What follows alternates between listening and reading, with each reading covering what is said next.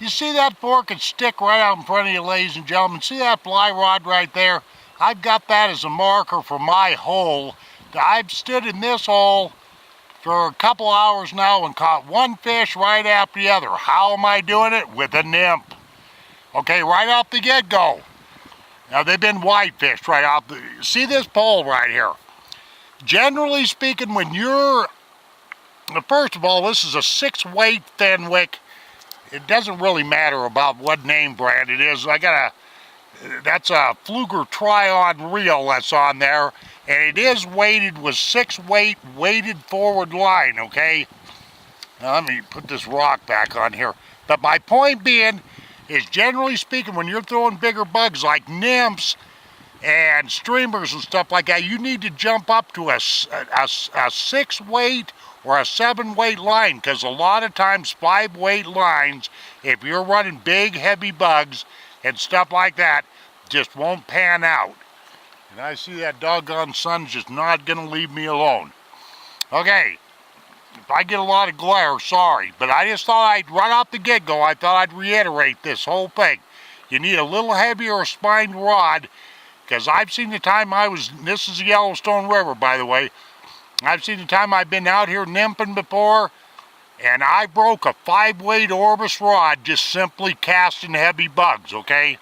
Now, right off the get-go here, you see this little guy right here? This is a corky, ladies and gentlemen. They come in all kinds of colors and sizes. Pink, yellow, green, purple. You name it, they got them. Now these things generally got a hole in them. And the way I use this is what they call a strike indicator. You almost have to have this.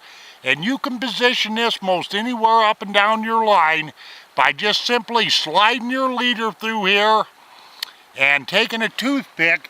I'm literally having to lay down to do this. And take a toothpick, if you will, and slide it through there and break it off. That'll allow you to slide up, this corky up and down your line most anywhere you want to, because some bugs are not very tight, very heavy. They don't have a lot of lead in them. You might have to adjust how far, where this corky's at, this strike, i.e. strike indicator, in relationship to this right here. That corky in this particular situation here is 5 feet up above my bug here, if I can get everything untangled to show you. This is what I've been fishing with this morning. Same fly, same bug, same nymph. In an earlier video I talked about 80 to 90% of a trout's diet is nymphs, and here's a good one right here. It's called the bead-headed prince nymph. A gold bead-headed prince nymph. And no, this isn't my pattern. It's been around forever. It's a real good one. I'm just trying to pull this kind of in and out, hoping that somewhere down the line that this camera will focus. But, so that's the deal there. And the reason why you need a strike indicator, let's go back down here to this lime green fluorescent corky I got here, is because when the fish hit, when you toss that weighted bug out there, even if it isn't weighted, most of these wet flies are going to sink. You need a way to detect, if you will, when that fish picks up on your bug. And what this corky will do is it'll just stop in the water like this. See that flow out there? It'll just stop, it'll go underneath, and it'll start swimming off and do all kinds of stuff. And that's an indication for you to pick up on the tip of that rod and set that hook. It's just that doggone simple. Now on these strike indicators, they make them out of wool and foam and all kinds of stuff like that.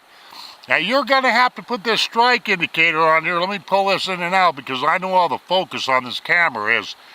You'll have to, depending on the depth of the water you're fishing and depending on the weight of your bug and the size of your bug, will determine where you put your strike indicator. But using these strike indicators, no matter which kind you use, increases your chances of hookup.